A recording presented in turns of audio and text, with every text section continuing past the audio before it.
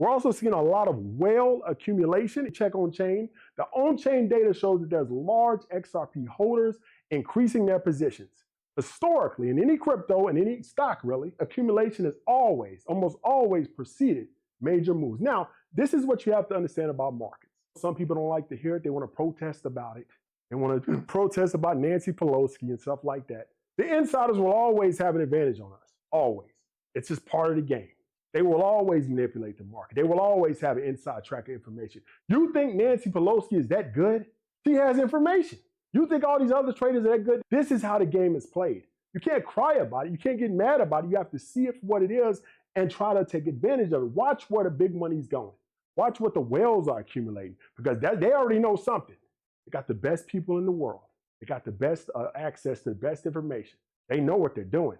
So we've seen whale accumulation start to increase, and there's a huge progress in the XRP ETFs. Coin shares have filed for an XRP ETF with the NASDAQ, showing growing institutional interest. If approved, this will drive significant interest and inflows, pushing XRP price to that 8 to 10, maybe even $20 that we've talked about over the last 2 years this year. RP Ledger, XRPL, right?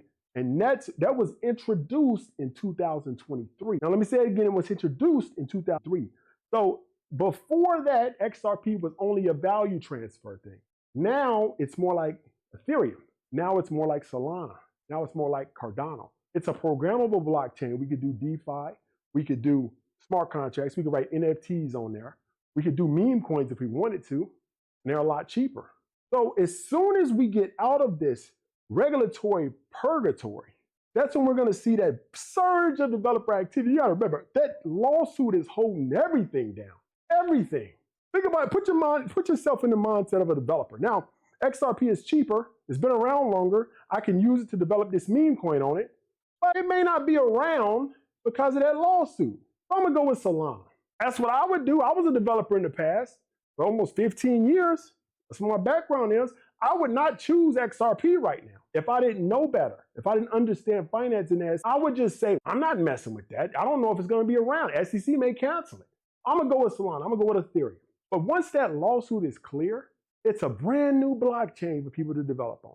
Every time somebody develops an application on that blockchain, they have to pay in rent, more or less, gas fees, transaction fees, whatever. Gas is Ethereum, but same concept.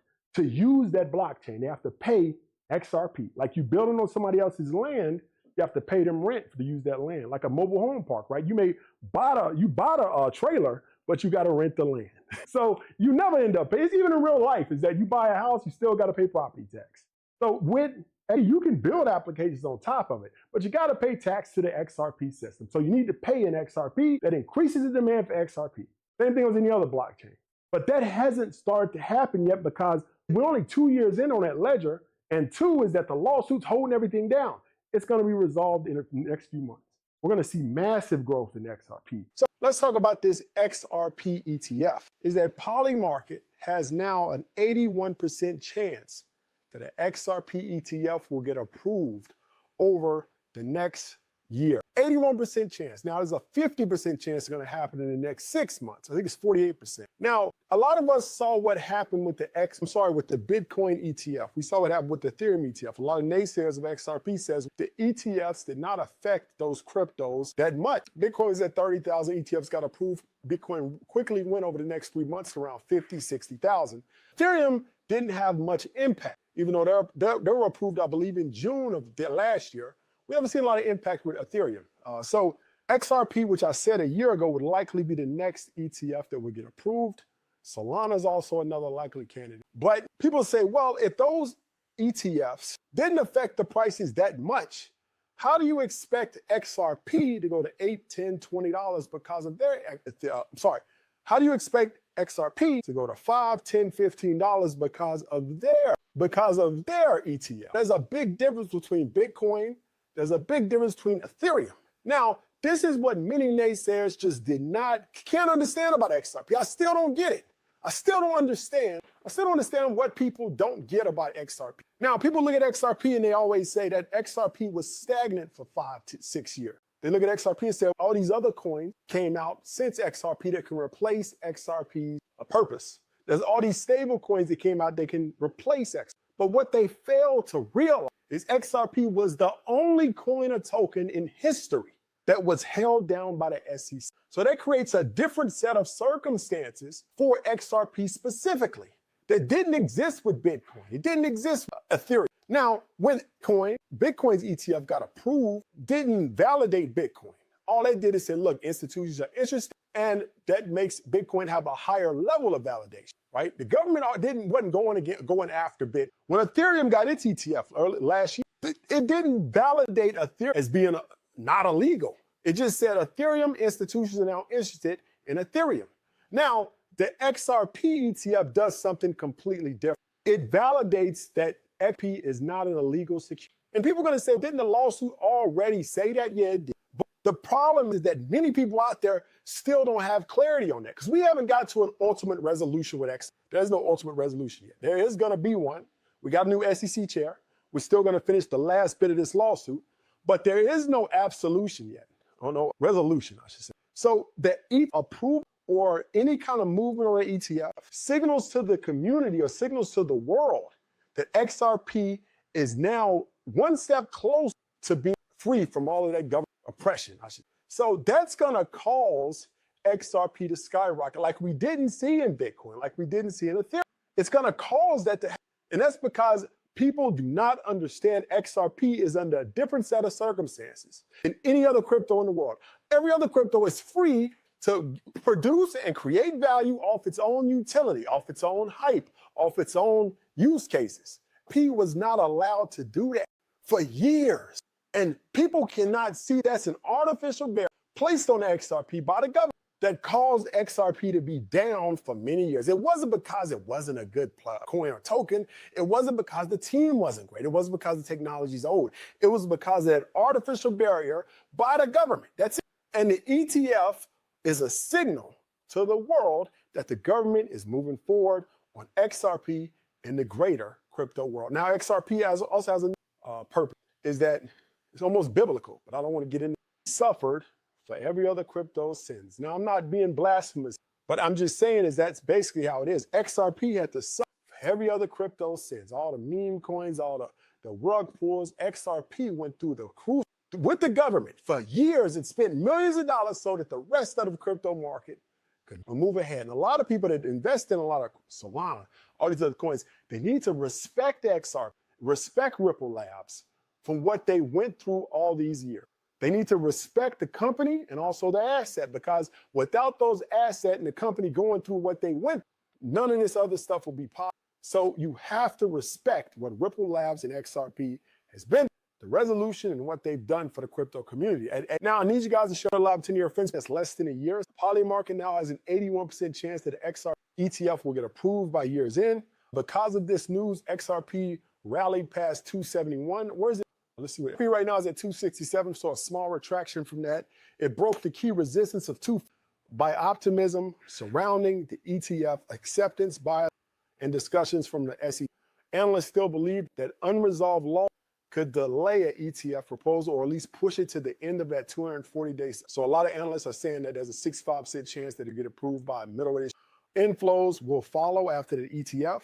So XRP ETF will likely drive institutional adoption similar to Bitcoin and Ethereum's ETF success. Right now, Bitcoin's at 96,000. It went as low as 92, 93 this week.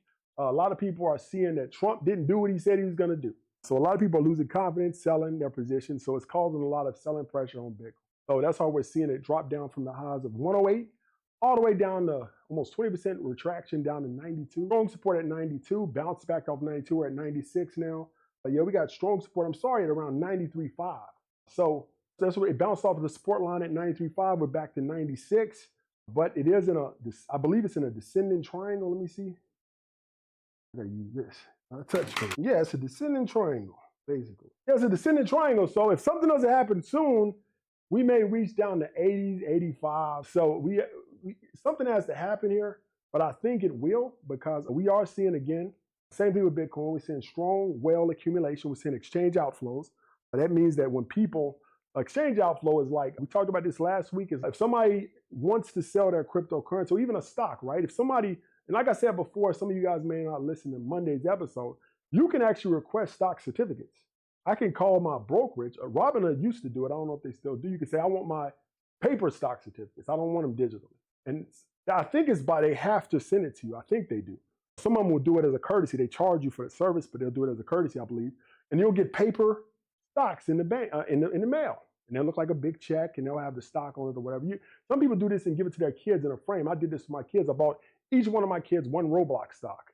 I gave it to them for Christmas 3 years ago. The sad thing about that is Roblox was $110 then. Now it's at $30, $40. I was trying to teach them about stocks, but it turned out bad. So they were like, I think I got it at 100 and then went to 120. I was like, look, this is what happens when you invest in stocks. Poppy told you that this is a great idea. They was like looking at it every day. Then it started going down. They're like, Poppy, why is it at 80? And I'm like, I don't know, it's coming back. Don't you worry. Poppy, why is it at 70? After a while, they just lost interest because it kept dropping. But they still got it on their walls, and it's a good reminder. One day it will go back up, and they'll see what the power of investing is. But it was a good idea. But like I said, you can request those. Now, if somebody requests, for example, I requested those stock certificates, put them in frames, gave them to my kids. I have no intent on selling those anytime soon. So when somebody pulls their stocks off in that manner, or pull their crypto off into a hardware wallet or cold storage device, they have no intent on selling that anytime soon. We can judge confidence in the market or confidence in a move that's coming, that's going to be an upward move that's coming, based on how many people pull that crypto off the exchange. We can see that on the blockchain. That's the good thing about cryptocurrency. We've seen that exchange outflows have increased in Bitcoin over the last few weeks. Now, that indicates, like I said, strong accumulation. It's normally, and traditionally, 90-something% of the time, it's been a sign for Bitcoin's growth or preceding a huge move. MicroStrategy, institutional demand continues to increase. I believe that we're at the cusp of a huge move in Bitcoin for one, and secondly in Ethereum. That's going to push us into altcoin season. That's when we're going to see XRP, a lot of these other coins. I hate meme coins though, so hope they die. But it makes the whole market look bad. But I'm sure some of those will do well too. And like I said, is that it's okay to invest in them, but you got to look at it for what it is, gambling. It's pure gambling. So if you want to gamble, it's okay. It's probably better odds than blackjack, but it's not much. So if you like playing blackjack, buy some meme coins. You may get lucky. I play blackjack sometimes.